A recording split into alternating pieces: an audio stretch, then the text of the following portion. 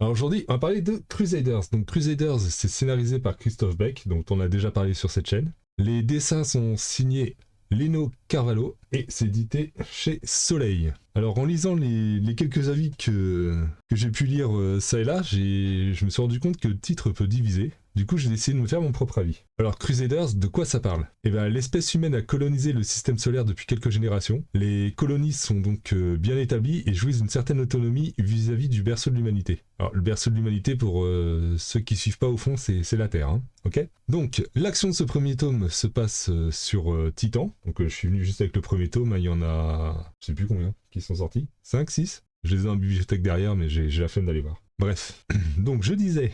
L'action de ce premier tome, donc ça se passe sur Titan. C'est une des lunes de Saturne. Et un beau jour, il y a un signal qui provient d'une civilisation extraterrestre. Enfin, non humaine, parce que pour le coup, les habitants de Titan, c'est des extraterrestres. Hein. Donc ils reçoivent un signal qui vient des aliens. Voilà. Et ce signal comporte les plans d'un vaisseau à la technologie dépassant de très loin celle de l'humanité, et aussi des coordonnées qui sont situées à plusieurs années-lumière. Alors les autorités locales, elles décident d'accepter l'invitation, et elles se lancent dans un chantier titanesque de plusieurs mois qui vise à la construction de 5 navires. Et parallèlement à ce chantier, on a un camp d'entraînement qui vise à former les équipages des différents navires qui est mis sur pied. Et c'est là qu'on va suivre Natalia, qui intègre le programme dans le but de terminer major de sa promo et de devenir leader de cette flotte de vaisseaux. Alors tout au long du récit, Christophe Beck qui nous livre des principes scientifiques qui peuvent paraître difficiles à appréhender, mais on a des flashbacks, on voit le père de Natalia qui explique ses principes et qui permet une certaine vulgarisation des concepts. Et en ce sens, j'ai pas trouvé les principes à comprendre plus compliqués que dans Interstellar par exemple. Ce qui nous est présenté ici, c'est plus qu'une odyssée.